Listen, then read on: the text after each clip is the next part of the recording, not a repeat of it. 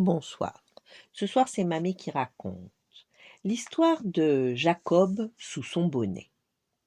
Réfugié sur le muret au fond de la cour de récréation, tout seul, et à l'abri des jeux de marelle ou de billes, il repensait à la matinée terrible qu'il venait de passer pour son premier jour de classe et frémissait à chaque souvenir.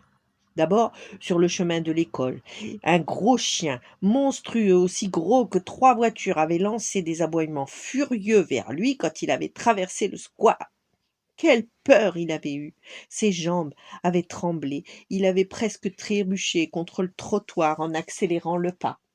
Plus tard, à son arrivée à l'école, une dame, à la voix de sorcière, lui avait hurlé à l'oreille qu'elle était sa maîtresse et qu'elle l'accueillait avec plaisir chez les petits loups.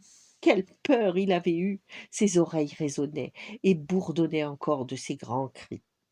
Enfin, dans la classe, une foule déchaînée l'avait entouré et entraîné dans une danse sauvage tout en chantant un refrain guerrier. Quelle peur il avait eue! La ronde allait si vite que Jacob avait la tête encore complètement chamboulée.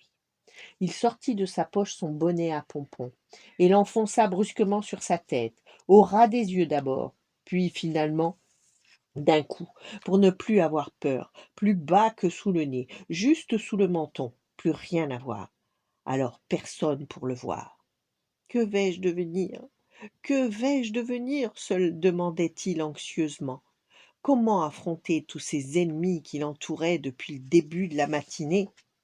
Machinalement, Jacob attrapa une petite branche de la haie près du muret, quand il entendit Non, s'il te plaît, ne m'arrache pas avec tes gros doigts. C'était une des feuilles de la branche, car avec son bonnet bien enfoncé jusqu'au menton, il était devenu capable d'entendre et de comprendre la langue des plantes, et la feuille avait l'air très angoissée. Mais quand Jacob regardait ses doigts et sa main, il ne voyait qu'une petite menotte avec un pouce qu'il adorait sucer le soir. Comment la feuille pouvait-elle avoir peur? Il remonta un petit peu son bonnet et lâcha la branche. Il se prépara à descendre du muret quand il entendit Non, s'il te plaît, ne m'écrase pas avec tes pieds de géant. C'était un escargot qui se trouvait pile à l'endroit où il allait sauter, car avec son bonnet enfoncé jusqu'au nez, Jacob était devenu capable d'entendre et de comprendre la langue des animaux, et le petit escargot avait l'air épouvanté. Mais si Jacob examinait ses pieds, il ne les voyait pas vraiment comme des pieds de géant, plutôt comme ceux d'un petit garçon qui venait tout juste de rentrer à l'école. Comment l'escargot pouvait-il avoir peur?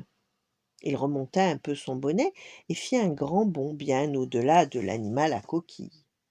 Il s'accroupit pour remonter ses chaussettes quand il entendit Non, s'il te plaît, ne me mords pas avec tes grandes dents de loup. Car avec son bonnet enfoncé au ras des yeux, Jacob était devenu capable d'entendre et de comprendre la langue des bonbons, et le caramel avait l'air terrorisé. Mais lorsque Jacob pensait à ses dents, il se rappelait surtout que l'une d'elles venait justement de tomber et que les autres commençaient à bouger, sérieusement. Jacob enleva complètement son bonnet, tour à tour cailloux minuscules et montagnes géantes, chuchotements fragiles et hurlements méchants, écolier effrayé et petit homme effrayant. Il voyait bien maintenant que quand on se sent petit, tout paraît inquiétant. Jacob jeta son bonnet en l'air. Il n'en avait plus besoin. Sa peur était partie. Il était prêt à regarder les autres en face et à leur dire Je peux jouer avec vous? Voilà. Bonne nuit, faites de beaux rêves et à demain.